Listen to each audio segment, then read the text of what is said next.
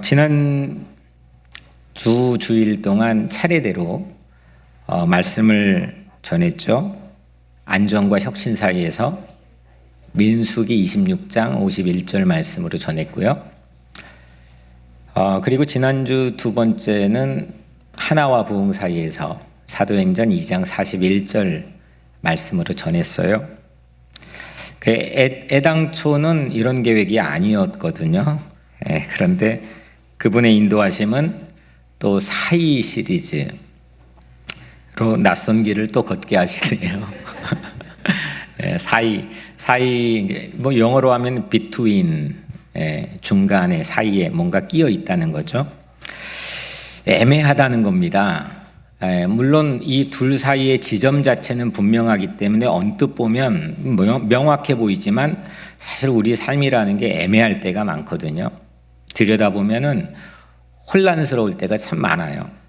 그렇게 애매하게 이 사이, 안정, 혁신 이 사이에 끼어 있고 하나의 가치와 또 부흥의 가치라는 것 사이에 끼어 있는, 아니면 그냥 중간에 끼어 있는 것 정도가 아니라 아예 그냥 내 삶이 한쪽으로 편향되어 버린, 그렇게 때론 우리 자신도 모르는 사이에 조금 고장나 버린 그런 우리를 만져주시는 그런 하나님의 손길이 이 사이 시리즈에 되어지길 바랍니다. 오늘은 참 쉽지 않는, 저로서도 힘든 이 정의와 사랑 사이에서 그런 주제입니다. 정의와 사랑 사이에서 호세아 11장 8절 한 절이죠. 이 정의, 사랑 큰 주제잖아요. 그런데 성경 안에서 하나님을 계시해 주신 이 말씀 안에서는 하나님을 우리가 어떻게 알 수 있는 수많은 사람들의 안내를 받고 있잖아요. 근데 하나님이 누구시냐?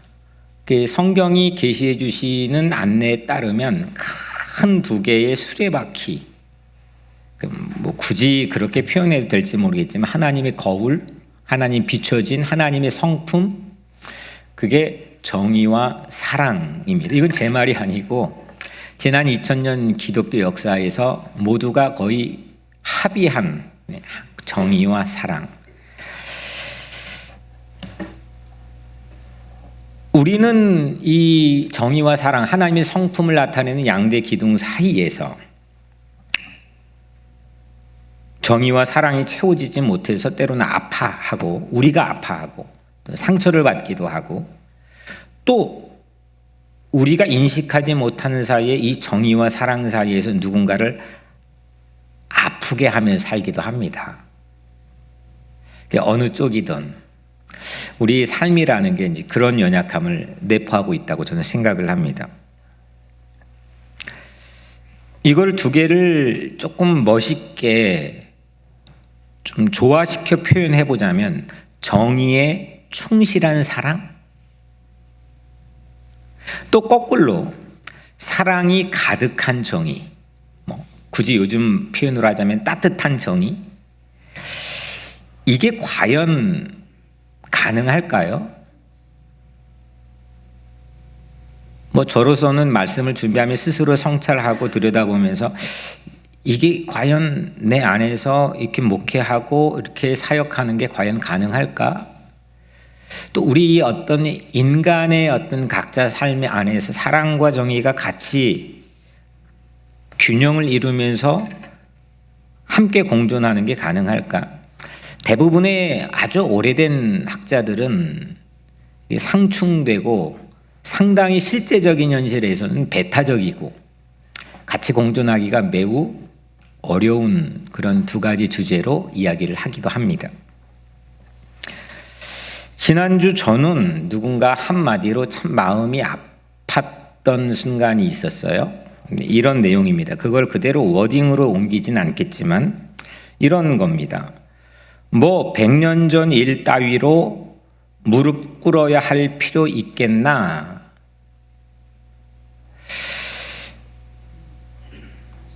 이거는 뭐 대충 여러분들이 아시겠지만 뭐 100년 전 일 따위로 무릎 꿇어야 할 필요가 있겠나, 난 그렇게 받아들일 수 없다, 뭐 그런 뉘앙스의 내용이었는데, 이렇게 말하면 상당히 폭넓은, 언뜻 보면 그냥 그 이야기에 나온 콘텍스트를 빼고 이것만 들어도 자비 같아요. 이게 언뜻 보면 자비 같지만 이건 엄연히 불의한 자비입니다. 위안부 할머니들이 버젓이 지금 점점 소수지만 살아계시고, 또 강제 징용되어 전쟁터로 끌려가고 강제 노동자로 살았던 그 피해자들이 살아있고, 또한 일본의 사과도 전혀 없는데 이렇게 말해버리면 불의한 자비죠. 이런 거는 굳이 국가와 나 사이의 관계뿐만 아니라 우리의 어떤 인간적 관계나 아니면 우리 각자의 내면적 삶 속에서도 비일비재하게 일어납니다. 밀양이라고 하는 영화를 여러분들 잘 아시죠? 거기에 여주인공으로 나오는 전도연이라고 하는 여인이 그 영화에서 아들을 잃어버리게 되죠. 아들이 죽어요. 납치범이 아들을 납치해서 죽게 되죠. 얼마나 힘들고 고통스러웠겠습니까? 그 밤을 지새우는 그 고통 가운데서 그 영화에서는 그 전도연이 예수님을 만나요. 그리고 예배를 드리고 새로운 어떤 삶의 치유와 회복을 경험하죠. 그래서 어느 날 이 그녀는 예수님이 가르침대로 원수를 사랑해 보려고 납치범을 만나기 위해 교도소에, 갇혀있는 교도소에 방문하죠. 그런데 앞을싸 갔는데 도리어 큰 화근이 되죠. 그동안 세워놨던 치유와 회복의 공든탑이 완전히 더 깊이 무너져 버리게 되죠. 이유인즉슨 그 납치범이 어떻게 했죠? 전도연을 보자마자 철창 사이로 아주 온화한 미소로 나는 하나님께 이미 용서를 받았다고 먼저 이야기를 하는 거예요. 이거를 들었던 전도연은 거의 반 미치게 되는 거죠. 스스로 용서를 받았다고 하는 잘못된 하나님의 사랑, 그 하나님의 사랑으로 피해자에겐 도리어 더 깊은 상처를 안겨주게 되죠. 그게 다만 하나의 영화의 소재였지만 우리의 삶 안에서는 이런 일이 과연 없을까요? 나와 하나님의 관계가 올바로 서 있지 못하면 이렇게 우리는 인간 사이의 관계에서도 실수를 할 수도 있고 또 헛다리를 짚을 수도 있고 되려 나도 모르는 사이에 상대에게 더 깊은 상처를 안겨줄 수도 있겠죠. 사랑이라는 게 참 모호하잖아요. 뭐 잡히는 게 아니잖아요. 사람마다 규정하고 정의하는 게 다 다르거든요. 근데 이 사랑이라는 모호함에 교묘하게 숨어든 불의, 그 불의는 신앙 속에서도 함정이 될 때가 참 많죠. 이렇게 피해자를 배려하지 않는 사랑, 그 사랑은 무기가 되고 무서운 무기가 되고, 거꾸로 사랑이 없는 정의, 따뜻함이 전혀 인간미가 없는 정의, 그런 정의는 김 빠진 사이다처럼 그냥 말만 현란한, 아무것도 이루지 못하는 자중질환에 빠지는 그런 정의가 전 된다고 생각합니다. 이렇게 정의이든 사랑이든 같이 공존하고 같이 배타적으로 상충하지 않고 같이 있을 수 있을까? 이거는 실제 이 학문을 하는 전문가에게도 실제 삶을 이렇게 표현을 안 할 뿐이지 살아가는 우리에게도 상당히 중요한 도전입니다. 그런데 사랑이든 정의든 이렇게 무서워질 수 있는 한 가지의 가장 첫 번째 원인은 내 중심이 될 때입니다. 세계적인 철학자, 상당히 유명한 철학자입니다. 특히 기독교를 이 분석하는 상당히 20세기의 아주 중요한 철학자인데, 월터 스토프라고 하는 사람이 쓴 책 정의와 사랑. 부제는 정의로운 사랑이 가능한가? 그냥 사랑이 아니고, 그냥 정의가 아니고 정의로운 사랑이 과연 가능한가? 그의 어떤 해안과 깊이 있는 어떤 분석은 세계 모든 학자들을 까무라치게 놀라게 했습니다. 둘 모두 포기하지 않는 시도를 했다는 평가를 받기도 했죠. 그럼에도 불구하고 버거운 어떤 주제라고 하는 사실을 본인 스스로도 역력하게 표현합니다. 이렇게 정의와 사랑은 쉽사리 조화되기가 어려우며, 또 가장 먼 위치에서 이 사랑과 정의는 서로 충돌하는 그런 장면들을 우리는 많이 보게 됩니다. 여러분들은 정의 쪽입니까? 아니면은 사랑 쪽입니까? 어떤 주로 내 삶은 어떤 지향을 가지고 있습니까? 어떤 칼라를 가지고 있습니까? 목회를 하려다 보면 이 두 가지가 다 필요하죠. 왜냐하면 하나님께서 하시는 사역을 어떤 인간의 입장에서 감당하려고 노력하는 거기 때문에 이 두 가지를 같이 늘 놓아야 되는데,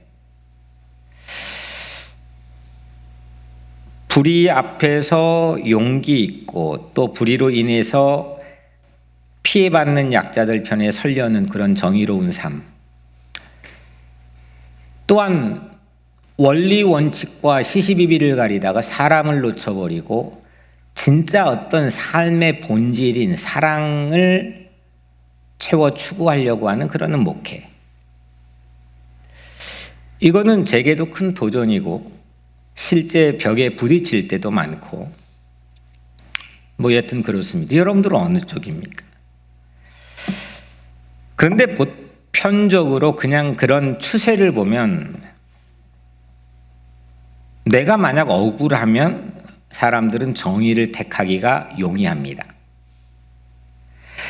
그리고 내가 만약에 가해자면 사랑을 요청하고 택하기가 훨씬 쉽겠죠.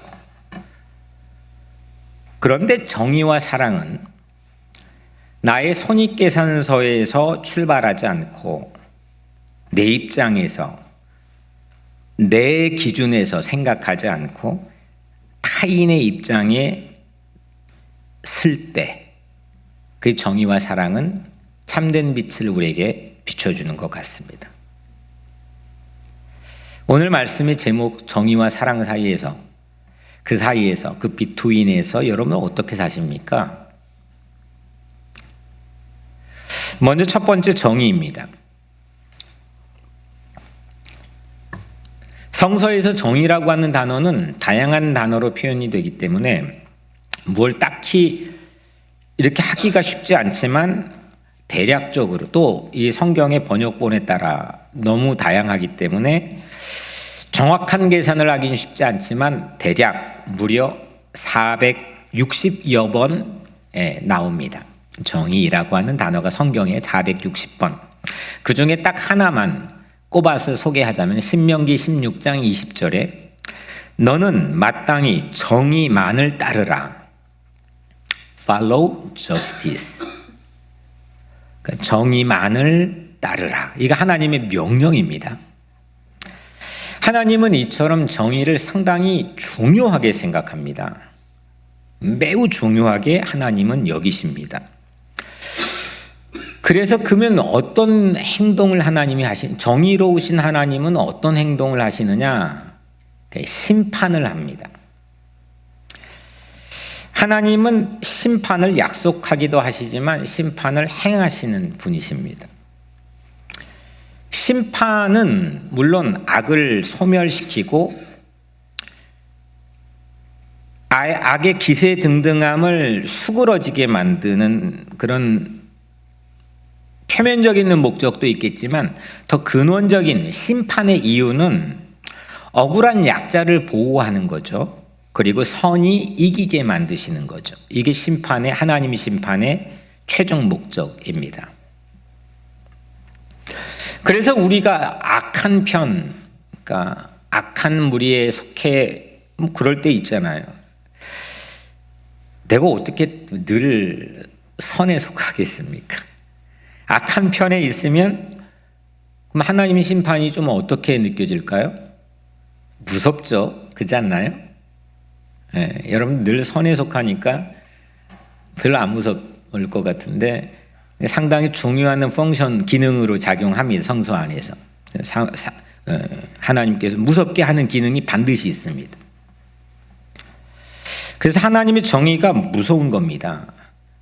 그런 반면에 선에 속하면, 만약에 우리가 선에 속하면, 보호받아야 될, 지켜져야 될 그런 약자의 선에 속한다면 그것만큼 고마운 게 어디 있겠습니까? 야, 언젠간 뒤집어질 날이 있을 거야. 아무리 세상이 이래도 역전될 날이 있겠지.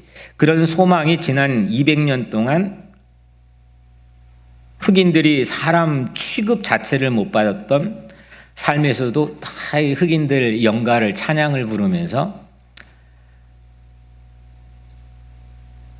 그들이 소망을 뒀던 가장 큰 이유는 하나님이 언젠간 뒤집어 주실 거야. 이거를 고른 땅이 되게 해주실 거야. 골짜기가 돋아지고 높은 산이 낮아지게 될 거야. 하나님의 정의는 실현될 거야. 이런 믿음이 없다면 세상 유지되지 못할 거예요. 미쳐버릴 거예요. 그게 실제로 경험되지 못해도 누군가의 사람들의 집단적인 마음속에 그게 없으면, 그런 소망이 없으면 내가 아무리 여기 잘 살려고 해도 세상 미쳐서 우리 살기 힘들 거예요. 아마 사회가 유지가 안 될 겁니다. 정의라고 하는 게 사회적으로는 법정 안에서 유지되는 것 같지만 실질적으로 세상 사이에서, 세상 삶에서 사람들의 마음속에 그런 소망, 늘 당하는데도, 늘 번번이 똑같이 반복되는데도 하나님의 심판, 하나님의 공의, 하나님의 정의는 반드시 이루어질 거야. 이런 소망과 믿음은 상당히 중요한 역할을 하는 거죠. 그래서 오늘 딱 한 절, 8절, 호세아 11장 8절에 앞에 있는 상반절이죠. 에브라임이여, 내가 어찌 너를 놓겠느냐. 이스라엘이여, 내가 어찌 너를 버리겠느냐. 내가 어찌 너를 아드마같이 두겠느냐. 어찌 너를 스보임같이 두겠느냐. 이 말을 좀 깊이 들여다보려고 합니다. 에브라임은 이스라엘하고 똑같은 말이에요. 에프라임을 북이스라엘을 에프라임이라고 불렀거든요. 그리고 우리가 생소한 단어인 아드마와 스보임은 이 도시 이름인데요. 소돔과 고모라가 멸망할 때 같이 4개의 도시가 한꺼번에 망해버린 도시 중에 2개가 아드마와 스보임이죠.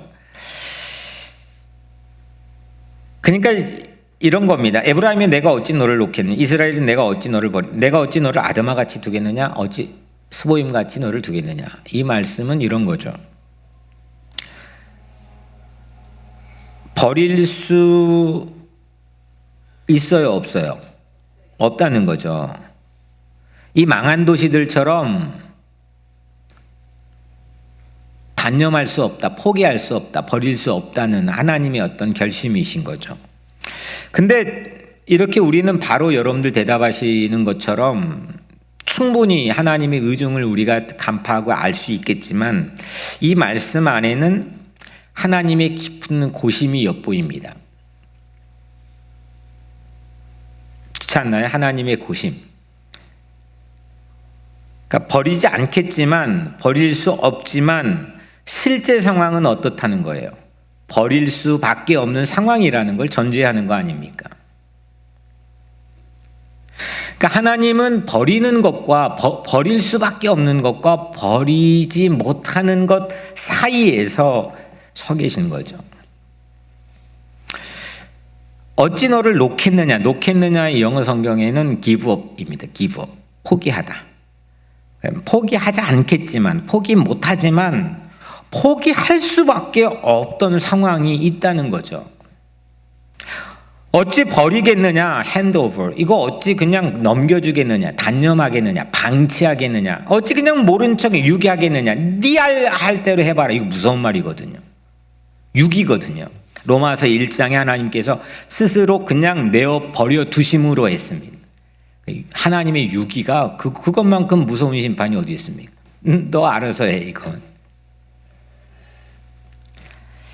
근데 그렇게 안 하겠다는 건데, 단념할 수 없다는 건데, 하지만 단념할 수밖에 없는 상황이 있다는 거죠. 이제 그들은 그래서 망할 수밖에 없는 형편에 처해 있다는 겁니다. 이 망할 수밖에 없는 형편 자체를 호세아 11장의 5절, 6절, 7절, 오늘 8절이잖아요. 바로 그 전절의 3절에 담아놨는데 5절에 내게 돌아오기를 싫어하니 아수르 사람이 그 임금이 될 것이라. 이건 어떤 사건, 역사적 사건을 얘기하는 걸까요? 아수르 제국의 포로로 이스라엘 백성이 주전 722년에 끌려가잖아요. 그 사건인 거거든요. 그 역사적 사건이잖아요. 우리가 일제시대 망했다. 그걸 어떤 신앙적이고 영적이고 뭐 사회학적으로 각기각층에서 평가할 수 있는 단어들이 있겠는데, 이 주전 722년에 아수르 제국에게 북이스라엘이 망해가지고 포로로 끌려갔다는 이 역사적 사건을 성경에서는 그걸 심판, 하나님의 심판이라고 본 거거든요. 이미 심판을 받은 거죠. 6절에 칼이 그들의 성읍들을 치며 빗장을 깨트려 없이 하리니, 이거는 살인사건이 그 예루살렘 안에 급증했다는 겁니다. 서로 죽고 죽이는 그런 생명경시 정도가 아니라 살육이 만천하에 공개되어 자행되고 있다는 겁니다. 끔찍한 거죠. 이건 심판받았다는 겁니다. 근데 그들이 심판받는 거는 이게 바로 하나님의 정의라는 거죠. 하나님이, 정의로우신 하나님이 그렇게 하셨다는, 심판하셨다는 거는 그거를 그렇게 성서는 우리에게 해석해서 이야기하고 있는 거죠. 그래서 그들은 파멸이라는 심판을 이미 받았습니다. 이게 하나님의 정의죠. 잘못하면 바로잡게끔 심판하시고, 또 그로 인해서 아모스를 비롯해 수많은 예언서들 가운데 나오는 피해봤던 사람들이 보상받는 그런 하나님의 정의. 만약 하나님조차도 그냥 이런 심판 없이 악을 포기하지 않고 눈 감아 줘버린다면 공정이라고 하는 것, 정의라는 것은 더 기댈 곳이 없어지는 거죠. 하나님마저 그렇다면 어디서 공정을 찾고 정의를 찾겠습니까? 억울한 약자들은 사회적으로 더 많이 양산될 거고, 사회는 진짜 유지하기가 힘들어지겠죠. 하나님은 정의의 심판을 이렇게 하십니다. 그리고 하셨습니다. 에브라임이여 내가 어찌 너를 놓겠느냐라는 이 4개의 문장의 수사의문문은 그래서 거꾸로 들여다보면 하나님의 정의를 내포하고 있는 그런 문장들이라는 거죠. 두 번째, 사랑입니다. 성서에서 정의는 약 460번 나온다고 그랬는데 사랑 아마 더 많이 나올 거예요. 대략 한 550번 정도. 왜냐하면 사랑이라는 표현된 헬라어 단어가 여러 가지거든요. 550번 정도 여튼 나온다고 칩시다. 그 중에 이제 몇 가지 소개하면 마태복음 22장 39절 내 이웃을 내 자신같이 사랑하라. 요한일서 3장 8절 하나님은 사랑이심이라. 그러니까 아예 하나님이 사랑이시고, 하나님은 가장 큰 계명으로, 가장 큰 법으로 사랑을 명령했습니다.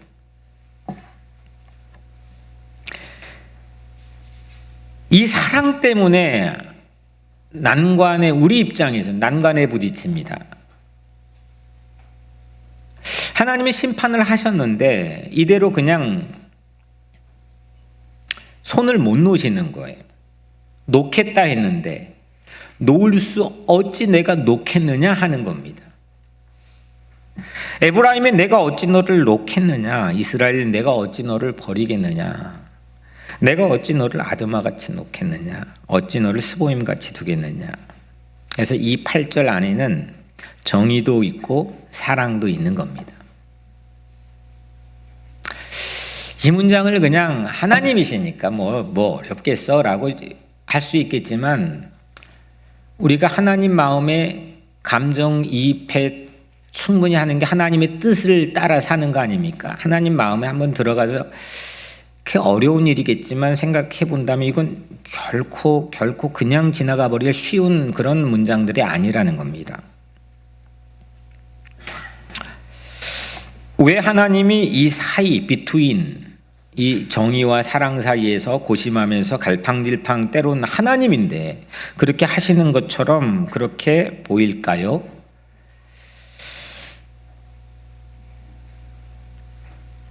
읽진 않았지만 그 같은 장 11장 1절에 보면, 이스라엘이 어렸을 때 내가 사랑하여 내 아들을 애굽에서 불러냈거늘.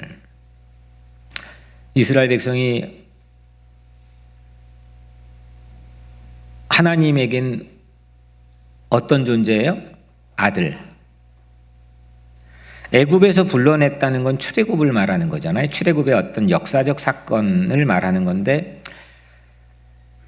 이스라엘이 어렸을 때 내가 사랑하여 내 아들을 애굽에서 불러냈거늘. 이집트에서 해방시키고 출애굽하게 하시는 것도 아들이기 때문에 했다는 겁니다. 사랑했기 때문에, 사랑하는 아들이기 때문에. 그래서 부모라 버리지 못하겠다는 겁니다. 부모라 도무지 그걸 단념할 수 없는 사랑이 있기 때문에 버릴 수 없다는 거죠.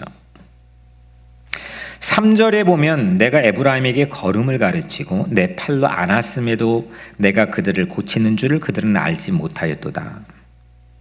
이거 완전히 부모의 양육하는 모습이죠. 하나님이 사람일 수는 없겠지만 그걸 신인 동영론적 표현이라고 하는데, 여튼 우리가 이해할 수 있는 폭 자체가 인간이 가지고 있는 어떤 언어 안에서 이해할 수 있기 때문에, 그렇게 성서의 계시들은 부모, 목자 이런 하나님에 대한 비유, 그거 넘어서겠죠. 그거 하나로 설명이 다 불가능하겠지만 우리가 알아듣기 쉽게 하나님의 모습을 투영하게 해주기 위해서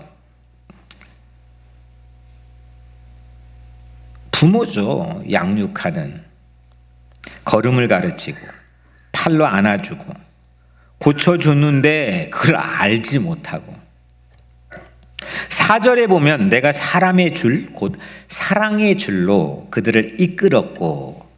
이게 요즘 표현으로 하면 유모차 밀어주는 부모 모습 아닙니까? 사랑의 줄로 이끌었고, 그 목에서 멍에를 벗기는 자 같이 되었으며 그들 앞에 먹을 것을 두었노라. 먹을 것 다 먹여주고 지켜주고 먹여주는 부모라는 거죠.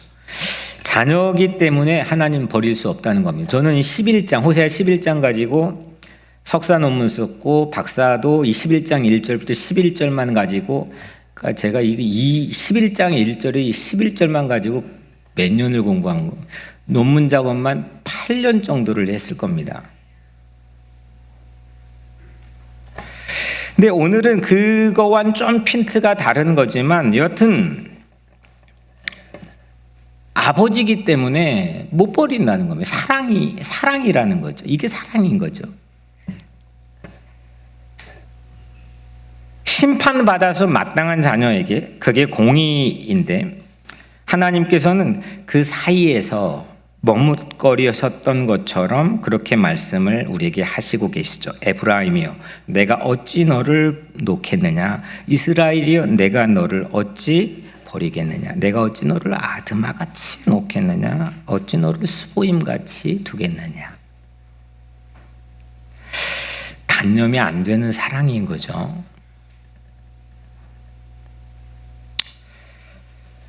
그리고 그 뒤에 이 8절의 하반절에 보면, 내 마음이 내 속에서 돌이키어.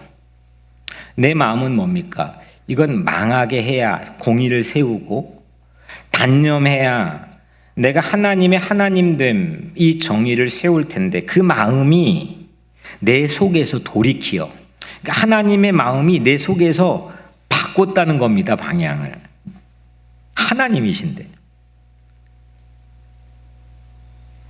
돌이키어 나의 긍휼이 온전히 불붙듯 하도다. 하나님 안에서 하나님의 긍휼이 불붙었다는 겁니다. 그 긍휼이 불이 붙어버린 사랑, 그게 이제 하나님 마음에서 이루어진 사랑이라는 거죠. 1960년, 50년도 이 뉴욕의 유니온에서 석학이었던 세계적인 구약 성서학자가, 여자 성서학자 필립스 트리블 교수가 했던 말을 제가 몇 번 소개해드렸지만, 이 성서학자는 긍휼이라고 하는 이 단어를 매우 새로운 각도에서 아주 깊이 있는 의미를 우리에게 들춰내 줬죠. 긍휼이라고 하는 단어의 원어, 이 히브리어가 레헴인데, 그 레헴은 라함이라는 단어에서 왔다는 거예요. 레헴, 라함 비슷하잖아요. 근데 이 라함은 공교롭게도 어떤 뜻이냐면 자궁이라는 뜻이라는 거죠. 자궁. 긍휼과 자궁이 무슨 직접적 관련이 있을까 싶지만, 이 자궁의 자리라는 건 뼈가 으스러지는 산고의 고통을 통해서 새로운 생명을 출산하게 되는, 잉태하고 출산하게 되는 그런 자리잖아요. 결국 하나님의 긍휼을 표현하는데, 이 긍휼이 가지고 있는 속성 자체는 우리 망하고 버리고 단념하고 포기해야 되는, 사산되어야 되는 그런 존재인데, 다시 태어나는 새로운 생명으로 그 하나님의 고심과 내가 어찌 그렇게 하겠, 그 하나님의 긍휼, 불타는 긍휼로 우리를 새롭게 출산한 긍휼, 그게 우리의 희망이지 않겠어요? 이런 거, 이 8절에 있는 거를, 이 멋진 하나님의 다움이죠. 9절에 이렇게 또 이어서 우리가 읽지는 않았지만 9절에 이렇게 말씀합니다. 내가 나의 맹렬한 진노를 나타내지 아니하며 내가 다시는 에브라임을 멸하지 아니하리니. 심판을 거둬들이겠다는 겁니다. 이는 내가 하나님이요 사람이 아님이라. 와, 멋있지 않나요? 제가 8년, 9년 이 정도를 거의 매일같이 논문 쓰면서 이 멋있는,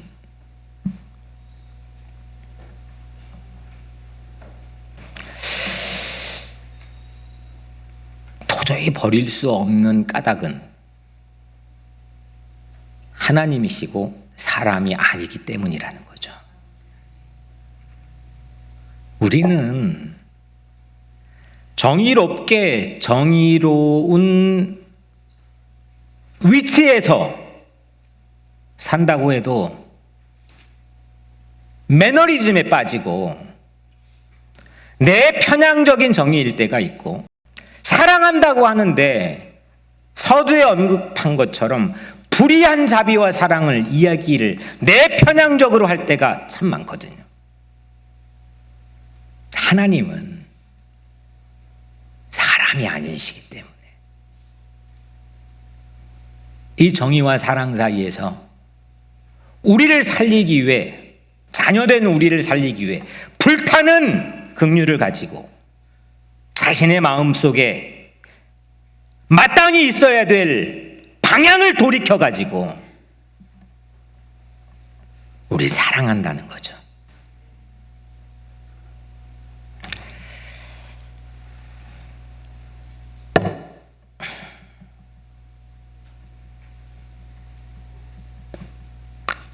그리고 9절, 내 가운데 있는 거룩한 인이 네 가운데 있는 거룩한 이니 진노함으로 내게 임하지 아니하리라.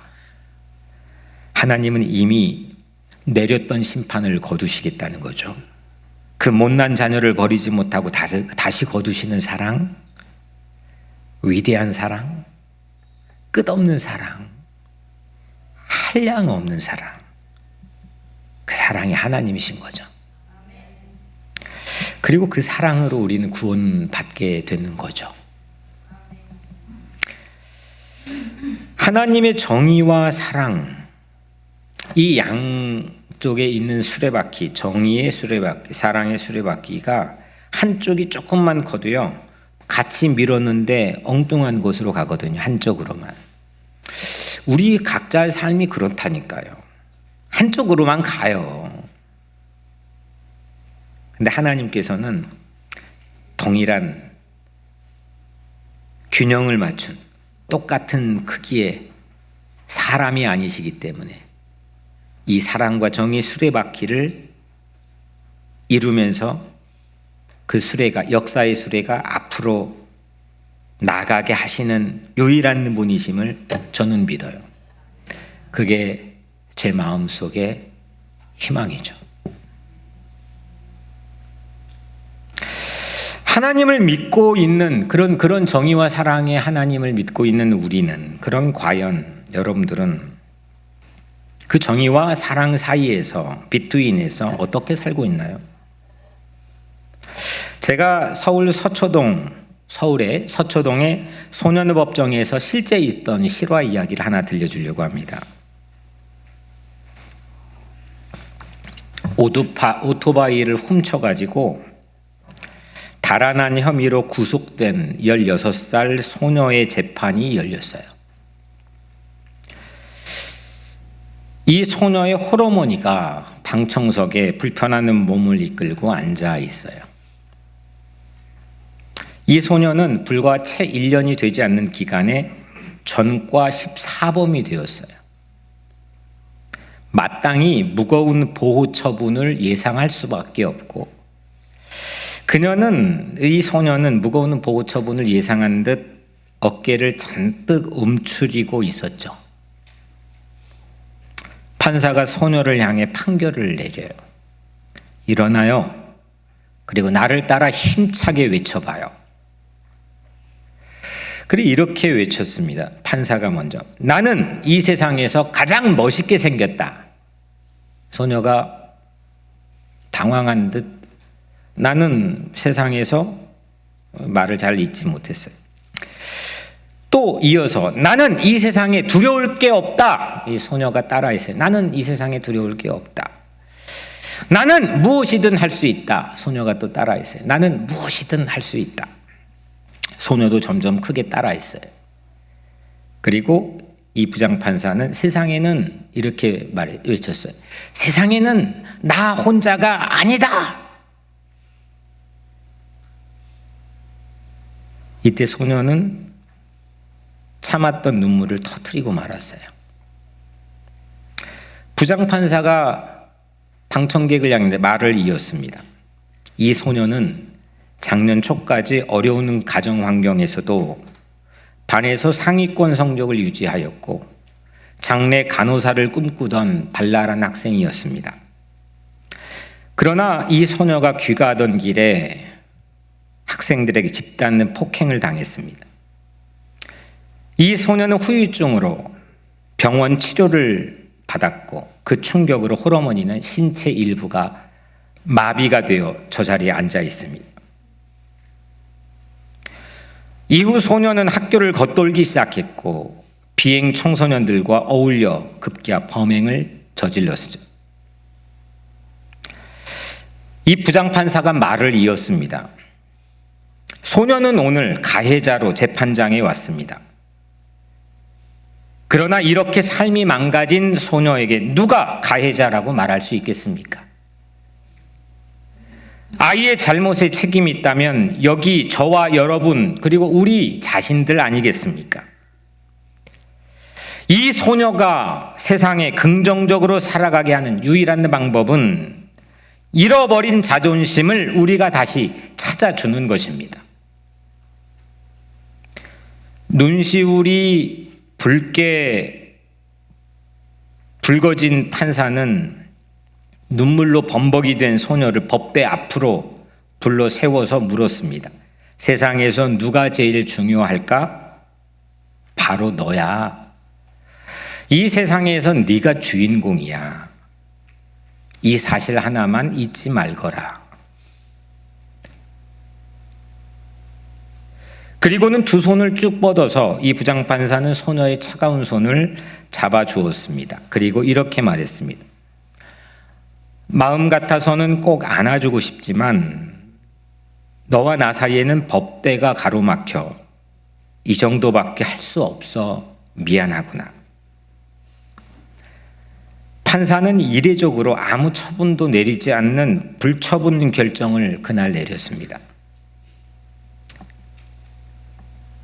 무서운 보호 처분을 대신해서 외치기 판결을 냈다고 언론들은 이야기했습니다. 그날 법정에 있던 사람들, 소녀도 홀어머니도 방청객도 판사도 모두가 펑펑 울었습니다.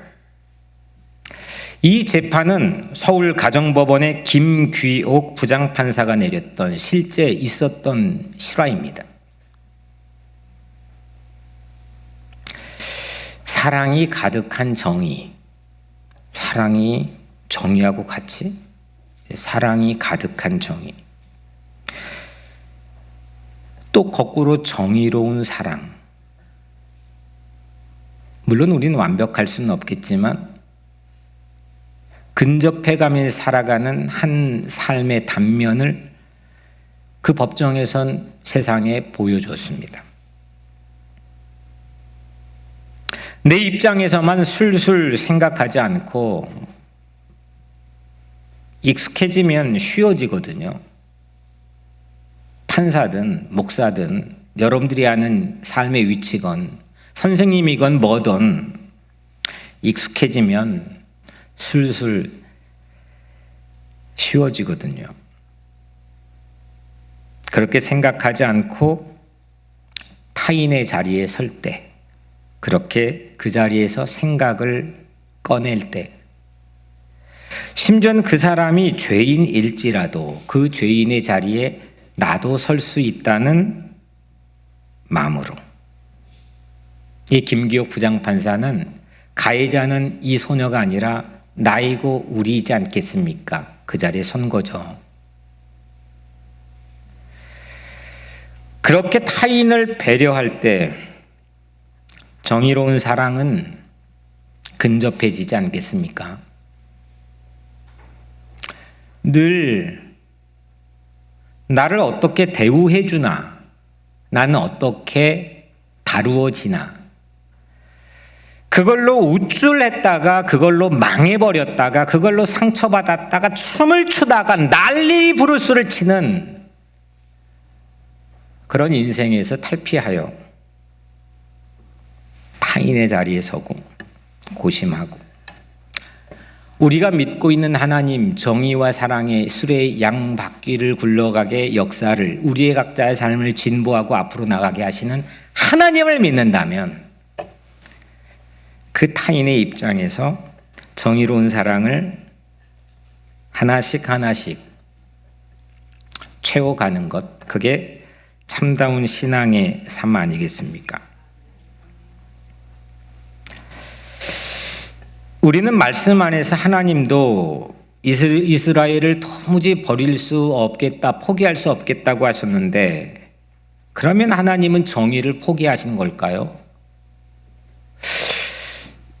하나님의 심판은 어디로 가버린 걸까요? 그로 인해서 억울하게 피눈물을 흘렸던 사람들의 절규는 어디로 가버리는 걸까요? 과연 서두에 이야기했던 누군가의 한마디처럼 하나님의 사랑도 불의한 사랑일까요? 그렇지 않죠. 그렇지 않죠. 하나님은 우리를 버리는 대신에 예수님을 버렸잖아요.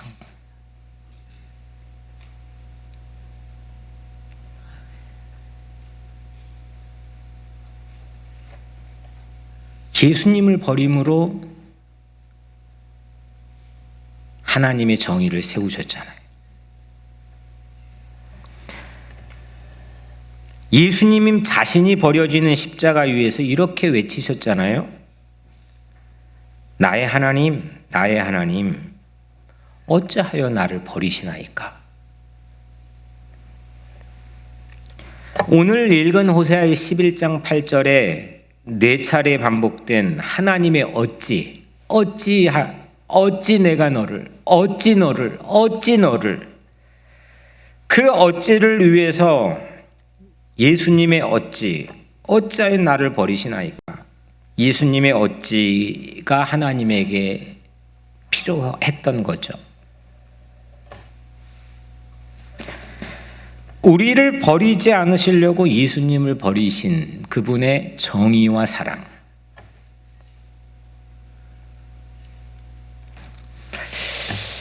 우리가 조금만 틀을 바꿔서 약간만 바꿔서 보게 되면 정의로운 사랑이 보여지는 지점인 유일한 지점인 십자가가 보인다니까요. 우리의 프레임은 우리의 고집스러운 경험, 지식, 이 모든 걸로 쌓여진 만들어진 우리의 틀을 약간만 비틀어서 보게 되면 정의로운 사랑을 이루었던 그 포인트인 십자가가 보일 수 있다니까요.